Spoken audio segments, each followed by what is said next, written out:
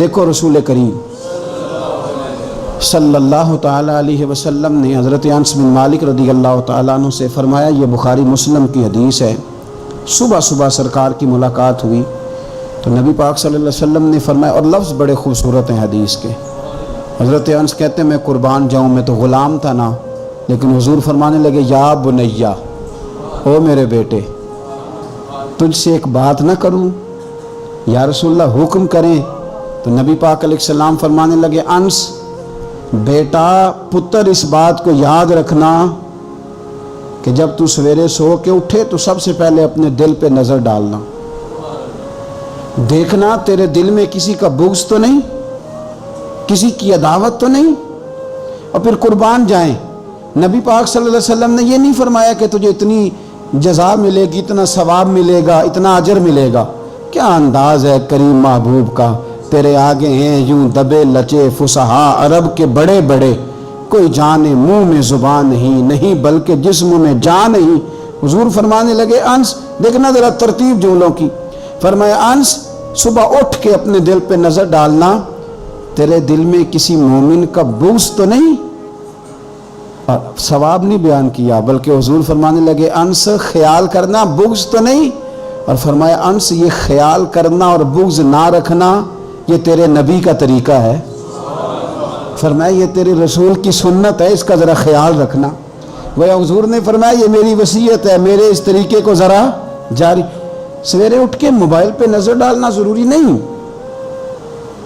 کھاتا دیکھنا ضروری نہیں، سویرے اٹھ کے کوئی روب ڈالنے کے نئے نئے طریقے اور مال کمانے کے نئے نئے طریقے سوچنا یہ تو مردہ کر دیتا ہے دل کو۔ سویرے اٹھ اور سب سے پہلے دل پہ نظر ڈال، اگر تیرا دل بغض سے پاک ہے تو پھر انشاءاللہ تعالیٰ پیسے اگر آج تھوڑے بھی کمائے گئے تو نیند رات کو انشاءاللہ سکون کی اللہ عطا فرمائے، لیکن اگر اندر حسد کا، بغض کا، نفاق کا دھندا چل رہا ہے، دھندا۔ کیا خوبصورت بات کرتے ہیں اللہ کے بندے، حضرت سلطان باؤ رحمت اللہ تعالیٰ علیہ فرمانے لگے، اور دل کالے نالوں منہ کالا چنگا، جے کوئی رمز پچھانے، دل کالے نالوں منہ کالا چنگا، جے کوئی رمز پچھانے۔ چھوڑ، منہ کالا ہو جائے تو کام چل جاتا ہے، لیکن دل کالا ہو جائے تو تباہی اتر جاتی۔ دل نہ تیرا سیاہ کالا ہو، مہربانی کر۔ اتنی لڑائی کسی کی کسی کے ساتھ نہیں جتنی تکلیفیں ابو جہل اور اس کی اولاد نے میرے رسول کو پہنچائی تھی، لیکن میرے رسول کریم صلی اللہ علیہ وسلم سے، اور سون یار سون، چھوڑ تو سسر کی بات، تو چھوڑ ساس کی بات، تو چھوڑ بھائی کی بات، تو چھوڑ پڑوسی کی بات، چھوڑ تو مالک کی بات۔ اکرمہ بن ابو جہل دوڑ گیا تھا، ابو جہل کا بیٹا، وہ اپنے باپ سے زیادہ دشمنی دوڑ گیا،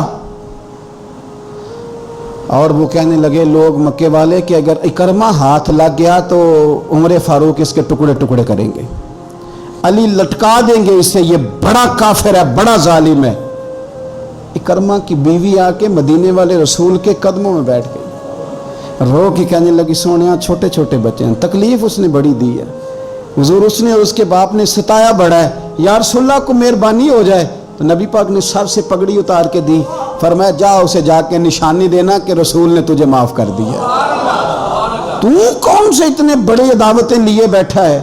اور میں بڑی دفعہ کہہ چکا ہوں، بڑی دفعہ، کہ نبی پاک کی شہزادی کا قاتل حضرت زینب بڑی بیٹی، جس نے نیزہ مارا تھا گھوڑے کو اور وہ گھوڑے سے گر گئی تھی، وہ آ گیا فتح مکہ کے بیٹی کا قاتل، اور اس نے اپنے چہرے پہ نقاب اوڑھ کے نا تو نبی پاک کے سامنے آیا، کہنے لگا بہت بڑا دشمن بھی آئے تو معاف کر دیتے ہو۔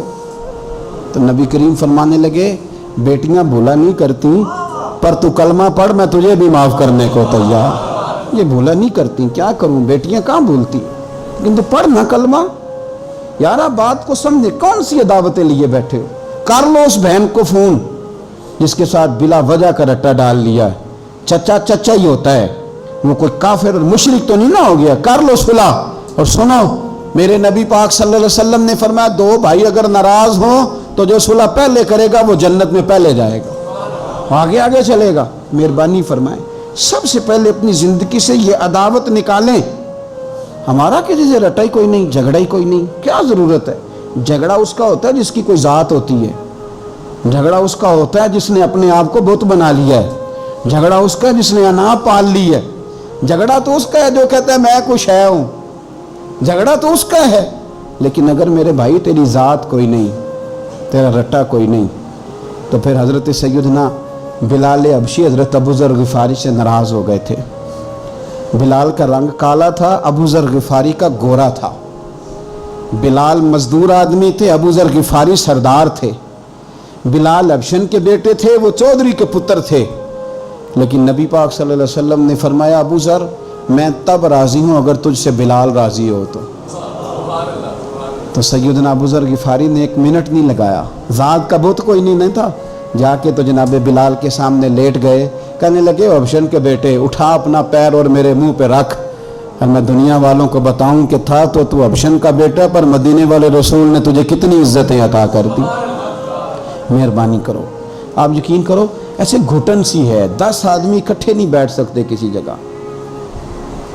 آپ یقین کریں 4 دوست اور بڑی پیاری باتیں کر رہے ہیں، وہ کیا خوبصورت ان کی گفتگو ہے، لیکن ایک اٹھ کے گیا تو 3 اس کی غیبتیں کرنے لگ گئے، ایک ان میں سے اٹھ کے گیا تو باقی 2 غیبتیں کرنے لگ گئے۔ لب و لہجہ اتنا سخت اور ترش اختیار کیا جس کی حاجت ہی نہیں، ضرورت ہی نہیں، یہ آپ کیا کر رہے ہیں؟ تو کبھی بھی اس طرح کا رویہ نہ، جس کی تعریف کر لی سو اس کی کر لی۔ اور میرے نبی پاک صلی اللہ علیہ وسلم نے فرمایا جس کی ایک دفعہ تعریف کر لو کوشش کرنا زندگی بھر دوبارہ توہین نہ کرنا، اپنی زندگی سے نکالیں گلا شکوہ، تھوڑی دیر کے لیے سیکھ لیں معاف کرنا، عداوت کو نکال دیں، پہل کریں۔ اور 2 قدم ہوتا ہے انسان کے لیے، صرف 2 قدم، ایک قدم آپ نے اپنے نفس کی خواہش پہ رکھنا ہے، انشاءاللہ دوسرا قدم اللہ کے قرب کی طرف بڑھ جائے گا، اللہ کے قرب کی، صرف 2 قدم ہے، لمبا مسئلہ کوئی نہیں۔ تو پہلی بات محبت کے لیے یہ دیکھیں، اسلام نے نماز فرض کی، نماز بندے کا اللہ سے رشتہ ہے، لیکن فرمایا وَرْكَعُوا مَعَ الرَّاكِعِينَ، اکیلے اکیلے نہ پڑھنا، جماعت کے ساتھ پڑھنا، جماعت کے ساتھ۔ پھر فرمایا چھوٹی مسجد میں جمعہ نہ پڑھنا، جامع مسجد میں جا کے پڑھنا۔ پھر فرمایا جب عید پڑھنا تو کھلے میدانوں میں سارے مل کے پڑھنا۔ پھر فرمایا جب حج پہ آؤ نا تو تمہیں سکون شلوار قمیض میں ہے یا تہمت کرتے میں ہے، لیکن یہاں جب میری بارگاہ میں آؤ نا میرا دل کرتا ہے سب کا ایک رنگ ہو، سفید۔ اور بڑی خوبصورت حدیث ترغیب و ترہیب میں نبی کریم صلی اللہ علیہ وسلم نے فرمایا کہ جب لاکھوں حاجی میدان عرفات میں جمع ہوتے ہیں نا، میدان عرفات میں کوئی بہت عالیشان بندوبست آج بھی نہیں ہے، آج بھی لوگ چٹائیوں پہ بیٹھتے ہیں، اور اے سی والی بس میں بھی آپ بیٹھ کے جائیں تو پھر بھی کچھ نہ کچھ گرد آپ پر پڑ ہی جاتی ہے، وضو کرنے جائیں تو پھر بھی کچھ نہ کچھ ریت سر میں، داڑھی میں، بالوں میں پڑ جاتی ہے، لیکن لاکھوں لوگ آئیں پر اکٹھے ہو کے آئیں۔ اکیلے اکیلے کوئی میدان عرفات میں جائے اور 9 ذی الحج کے علاوہ جائے تو یہ مقام اسے نہیں ملتا، لاکھوں آئے، اکٹھے آئے۔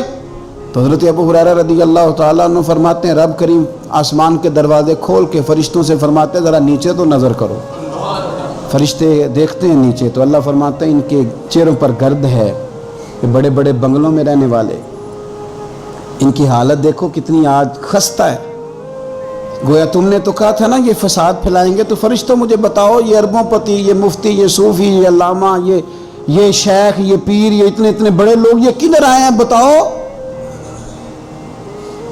تو فرشتے عرض کرتے ہیں اللہ تجھے راضی کرنے آئے ہیں، یہ لاکھوں لوگ گھر بار چھوڑ کے تجھے راضی کرنے آئے۔ تو میرے نبی پاک علیہ السلام فرماتے ہیں پھر رب فرماتا ہے تم گواہ ہو جاؤ میں نے ان سب کو دوزخ سے آزاد کر کے ان کے لیے جنت کا فیصلہ کر لیا۔ اور حضرت فضیل بن عیاض کہتے ہیں میں نے 1 سال کہا تھا اے اللہ مجھے بتا تو صحیح، اتنے بلا لیے ہیں، قبول کس کس کا ہوا ہے؟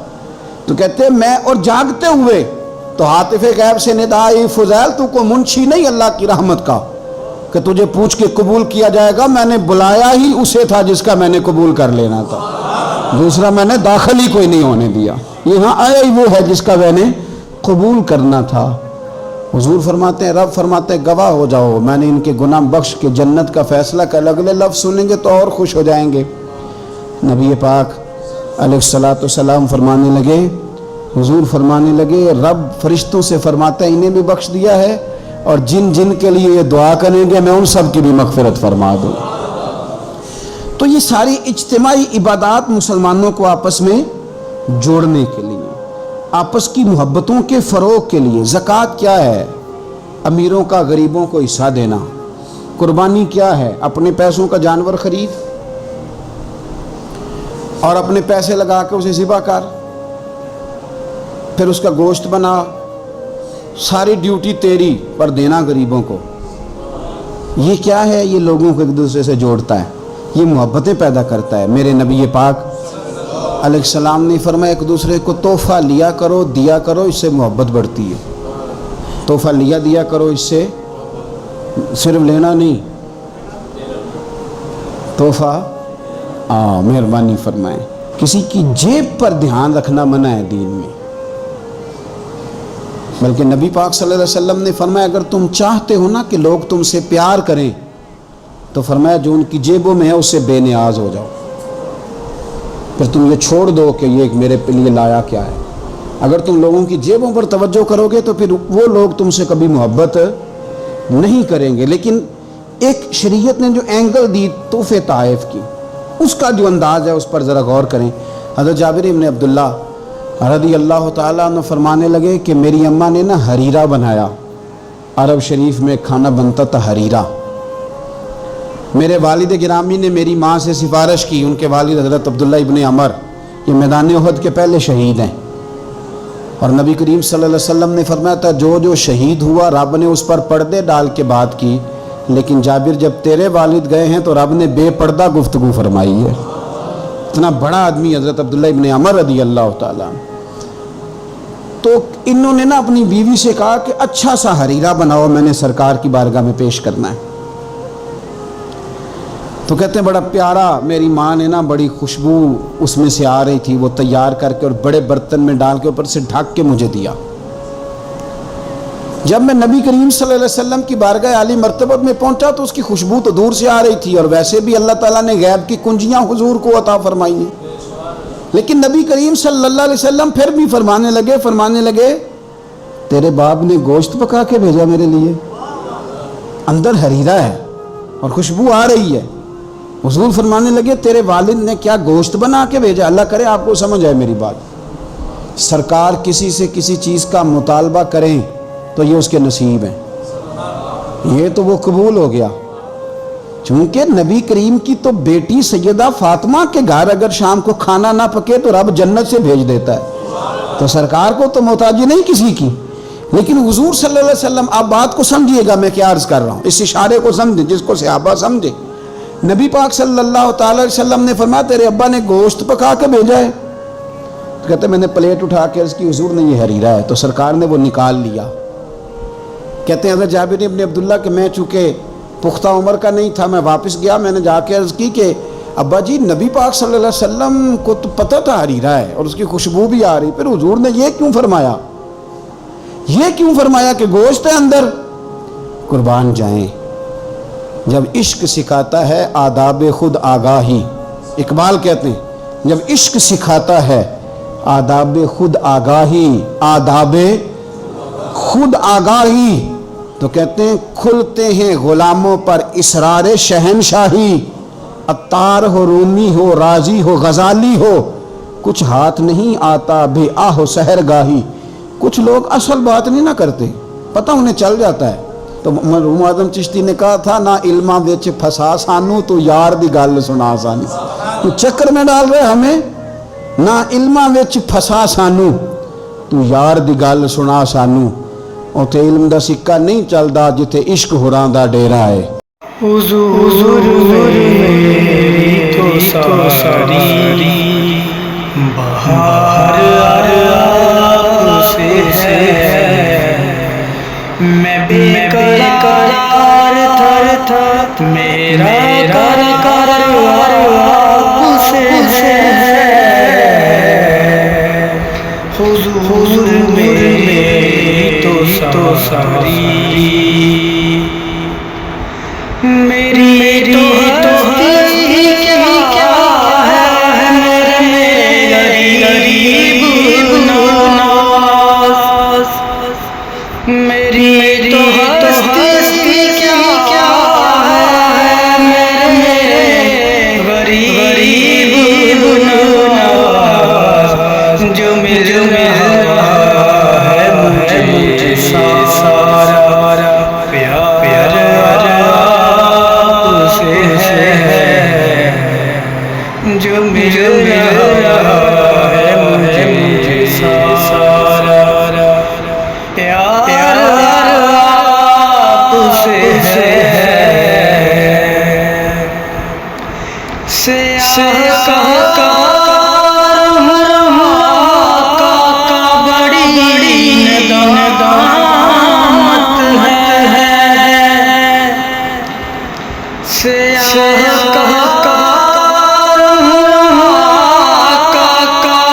بڑی ندامت ہے قسم خدا کی یہ میرا وقار آپ سے ہے حضور میری تو ساری